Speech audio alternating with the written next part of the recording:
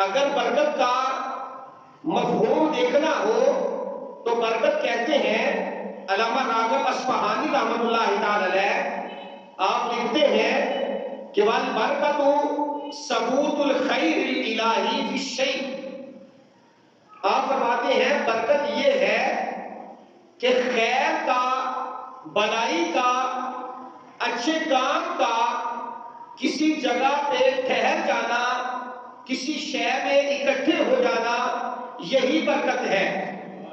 یعنی اگر ہم دیکھیں تو اگر کوئی کہتا ہے کہ وقت کے اندر برکت ہے، اس کا مطلب یہ ہے کہ وقت اگرچہ تھوڑا ہو، اللہ تعالیٰ اس تھوڑے وقت میں اتنی برکت عطا فرماتا ہے کہ بندہ بہت زیادہ کام جو ہے وہ کر لیتا ہے۔ اولاد کے اندر برکت، اولاد کے اندر برکت کا مطلب یہ ہے کہ اولاد کا زیادہ ہونا یہ برکت نہیں، اولاد کا فرما بردار ہونا، اولاد کا نیک اور صالح ہونا، یہ اللہ کی طرف سے برکت ہے۔ تو برکت کی مختلف صورتیں ہیں، اور ایک مثال آپ نے عام سن رکھی ہے کہ علماء کرام فرماتے ہیں کہ ایک ہے کثرت اور ایک ہے برکت۔ کثرت کہتے ہیں زیادتی کو، اور برکت کہتے ہیں اللہ کے خاص فضل کو جو عطا ہوتا ہے۔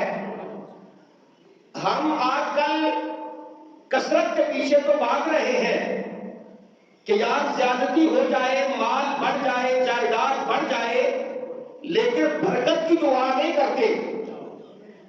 جبکہ اللہ کے محبوب صلی اللہ علیہ وسلم نے صحیح حدیث میں ارشاد فرمایا کہ بچہ اپنی ماں کے پیٹ میں 120 دن کا ہوتا ہے، یعنی 4 ماہ کا حمل ہوتا ہے، اللہ تعالیٰ اس کی زندگی، اس کی موت، اس کا رزق جو ہے وہ لکھ دیتا ہے۔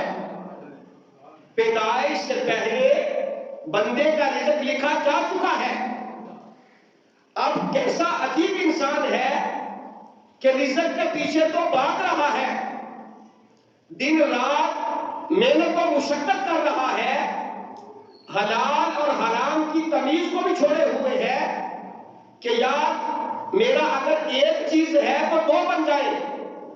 یہ ہے کثرت، یعنی کثرت کے پیچھے بندہ بھاگ رہا ہے، لیکن ملے گا وہی جو اللہ نے نصیب میں لکھ دیا ہے۔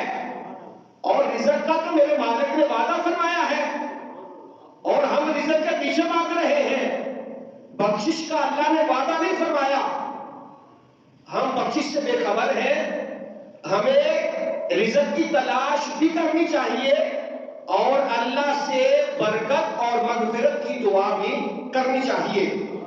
اب یہاں میں نے شروع میں عرض کیا کہ 2 چیزیں ہیں، ایک کثرت ہے، دوسری برکت ہے۔ ایک بندے سے پوچھیں، وہ کہے کہ بھائی 2 لاکھ آمدن ہے، معاملات کیسے چل رہے ہیں؟ بس یہ گزارا ہی ہو رہا ہے۔ اگر دوسرے بندے کو پوچھا جائے کہ بھائی آمدن کیا ہے، وہ کہتا ہے 20,000 آمدن ہے، معاملات کیسے چل رہے ہیں؟ میرے اللہ کا فضل ہے۔ یعنی ایک بندے کا گزارا 2 لاکھ میں مشکل ہو رہا ہے، اور ایک ایسا بندہ ہے جس کا گزارا 20,000 میں ہے اور وہ مسکرا بھی رہا ہے۔ میرے بھائیوں، اصل بات یہ ہے کہ ایک بندے کے پاس کثرت ہے، دوسرے کے پاس کثرت تو نہیں ہے، اس میں اللہ نے برکت کو رکھ دیا ہے۔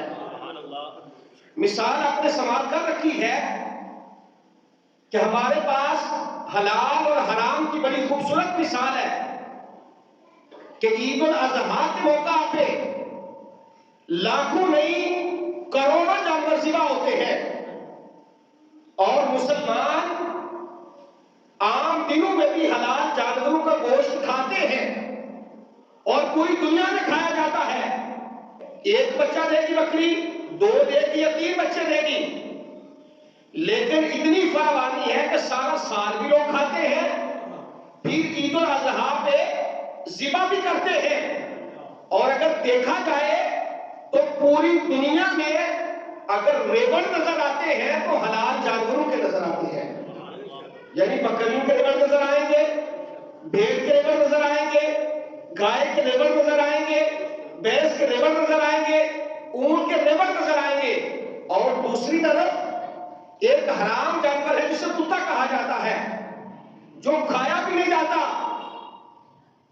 اس کو معذورہ ذبح بھی نہیں کیا جاتا، اور کتیا جب بچے دیتی ہے تو وہ 7، 8، 10، 12 بچے دیتی ہے، لیکن اس میں کیا ہے؟ کثرت ہے، برکت نہیں ہے، کیونکہ ادھر حرام ہے، ادھر حلال ہے۔